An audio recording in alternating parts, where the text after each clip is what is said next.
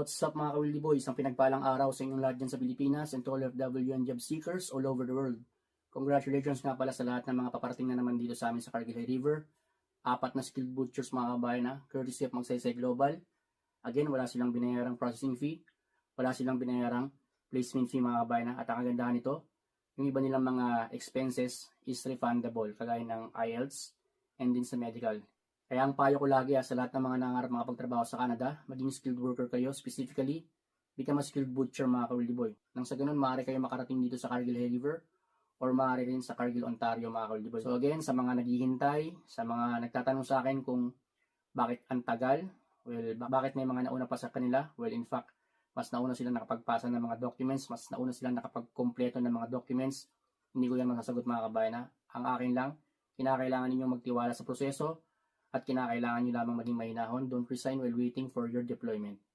Lahat kayo ay on process mga kabayan na. Hindi dahil sa nauna ka, ay ikaw na agad ang mauna na makakaalis. So, it takes time. For some reasons, kinakailangan mo talagang hintayin kung kailan ang iyong flight schedule. So, nagkaroon pala ako ng opportunity na makausap sila bago yung kanilang flight mga kabayan na. So, yung isa pala is lumabas. So, 3 lang muna yung nakausap ko. So, ito pala yung mga usapan namin kanina mga ka-Wildy Boy. Hello, sir. Basta. Congratulations. Ito, kakatapos lang namin kumain. Okay lang naman, sir. Ayos na. Sir Idol! Nagulat ako, flight niyo na pala ngayon. Akala ko yung may mga papalis. Yung nag-message kasi sa akin, isa na pa sa September. So, pala yung deployment, no? Sino nakaraan? Dalawa. Oo, sir. Dalawa yung batch na nakarating dito. Tapos kayo, 4. Tapos meron na naman. Next week. Meron sa August 12, sir eh. August 12. Okay. Meron pa sa August 12. Pero yung Ontario yun, sir. Ontario. Congrats. So, anong oras pa yung meeting time nyo? 10 a.m. yung ano namin, alis ng ano eh. Papuntang Tokyo. So Tokyo muna bago mag Vancouver. Hindi. Dito na sa Port of Entry, doon na sa may sa Calgary. Calgary na. Okay, ayos. Para hindi na kayo ulit sasakay ng aeroplano. Baka meron kayong isang pasalamatan dyan ng mga katulong sa inyo para makaalis. So, Pasalamatan kayo. Tapos sabihin na rin yung mga pinanggalingan ninyong mga kung saan kayo galing na meat shop ba? Kung saan nyo nakuha yung experience nyo? First is I would like to thank my wife, si Ice, at the same time sa Sobrikari Meat Shop, tapos sa Misip ng Bayan, sa Davao, and then yun sabi, trust the process lang. Okay, sino pa gusto mong pasalamatan? Agency mo, syempre. Magsaysay. Yung agency ko is Magsaysay Global Services. May Dito sa binayaran ka bang Maynila. placement fee? May binayaran ka bang processing fee? May binayaran ka daw. Wala. No placement fee. So, Tapos refundable pa yung mga expenses. yun, highly recommended talaga. Okay. Next. Okay, ikaw. Nagpapasalamat ako sa pamilya ko, mama at papa ko, sa partner ko, at saka sa mga kapatid ko, saka sa palengke, sa wet market, Okay. dun sa ninang ko. So, sa Saka palengke ng papasalamat din ako. Salamat ko sa Magsaysay Global. Dahil the wait is over. Ayos. Punta na kami dyan. Walang placement fee, walang processing fee, highly recommended. Walang placement fee at kagandahan po, merong reimbursement sa lahat na nagastos namin sa medical. Kumbaga lahat-lahat na. Ayos. Thank you. At saka thank you rin sa Cargill. At binigyan kami ng opportunity na kapagtrabaho sa kanila. Congrats. Yun lang po. Okay. Ito naman.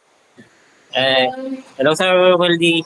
Alam mo, nagpapasalamat pala ako sa mga tumulong sa akin, mga kasama ko din dyan sa Cargill ngayon, tsaka mga kasama ko pa na naiwan. Marami pa sila kasi, sir. Yung mga naiinip, Kasi, pero hindi nila alam, pinapasos na rin ng agency yung pag-alis nila. sir, nagpapasalamat din ako sa pamilya ko, sa mga employer ko, si Miss Flormeline B. Ikat, tapos kay Ma'am Melanie. Then, papasalamat din ako sa mga sa staff ng Magsaysay Global at napakatyaga nilang ano sa amin, mag-asikaso. Tapos sa driver kanina, naghatid sa amin na napakatyaga. Okay. So, meron pa isa, di ba? 4 kayo, no? Nasa labas po, Sir Weldy. Nasa labas. Sige, okay, Medyo, okay. inano yung mga pamilya. Okay. So, ano masasabi mo sa mga nangarap makapagtrabaho dito sa Canada? Especially yung gusto maging butcher bound to Cargill Meat Solutions. So, anong mapapayo mo sa kanila? Sa mga nangangarap na makakapagtrabaho at makarating sa Canada, sikapin nyo ng mag-apply, maghanap ng mga trabaho dito. Dahil sa marami namang ma-apply, hindi lang Magsaysay Global. Kung gusto nyo makarating sa Canada.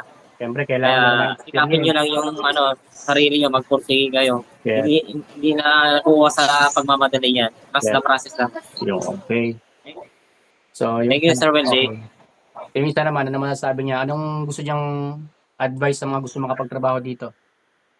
Ano masasabi mo sa mga nangarap makapag-Canada? Advice ko lang sa mga nangangarap pupunta ng Canada, pagsikapin nyo lang.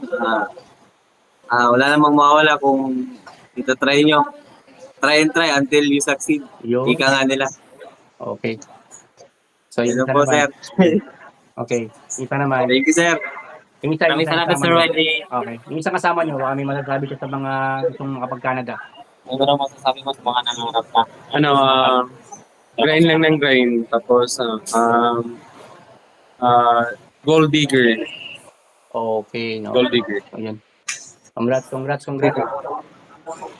Thank you, Sir Wendy. See you soon, sir. Congratulations. Kita-kits tayo sa Miyerkules. Ingat. Have a safe flight. Ako, sir. So yun mga ka-Wildy Boys, sa lahat ng mga nangarap makapagtrabaho sa Canada, isa sa option na pwede ninyong gawin ay ang maging skilled worker. Specifically, skilled butcher mga kabayan na. Pwede nyo makuha ang experience na yan sa palengke. Pwede nyo makuha sa supermarket, sa mga hotels, restaurants, sa mga meat plants, as long as yan ay legit, makakapag-provide ng certificate of employment. At kinakailangan may provide nyo rin yung ibang mga documents na hahanapin sa inyo ng agency, especially in IELTS mga kabayan na. Kinakailangan meron kayong passing scores in reading 3.5, listening 4.5, speaking 4, writing 4, and if self-pip naman, 4.0 in all categories mga kabayan. And then syempre wala rin kayong criminal records at wala kayong health issues mga ka-Wildy Boy. Tandaan nyo mabuti mga kabayan na malaki ang chance na kayo ay makapag-Canada, Australia, New Zealand, UK kung kayo ay isang skilled butcher sa Pilipinas. So ganun lang mga ka-Wildy Boy, kinakailangan nyo namang paghandaan. Kung nangangarap kayo, kinakailangan nyo kumilos at gagawa kayo ng paraan. Kaya kung sinasabi yan mga kabayan na. Kaya kung ikaw ay nangangarap makapagtrabaho abroad, simulan mo na ngayon ang experience nang sa ganun, magkaroon ng progress ang iyong pangarap. And then the rest requirements, unti-untiin mong i-provide. Siyempre, kinakailangan ma-acquire mo ang skills ng isang butcher. Marunong ka maghasa ng kutsilyo, magpatalim ng kutsilyo, mag-maintain ng talim ng kutsilyo. At kinakailangan physically fit kayo mga ka-Wildy Boy. So ganun lang mga ka-Wildy Boy, kung sakaling nagustuhan niyo ang video na ito at nakatulong sa inyo, don't forget to give a thumbs up. At kung bago pa lang kayo sa akin channel, huwag niyo kalimutan mag-subscribe. And click nyo notification bell para lagi kayong updated sa mga bagong job opportunities, Boy FW, Boy Butcher, na aking na-upload. Pakishare na rin ang video na ito para makarating na rin sa ating mga kabayan. Keep safe always. See you in the next video guys. Bye bye mga ka-Wildy Boy.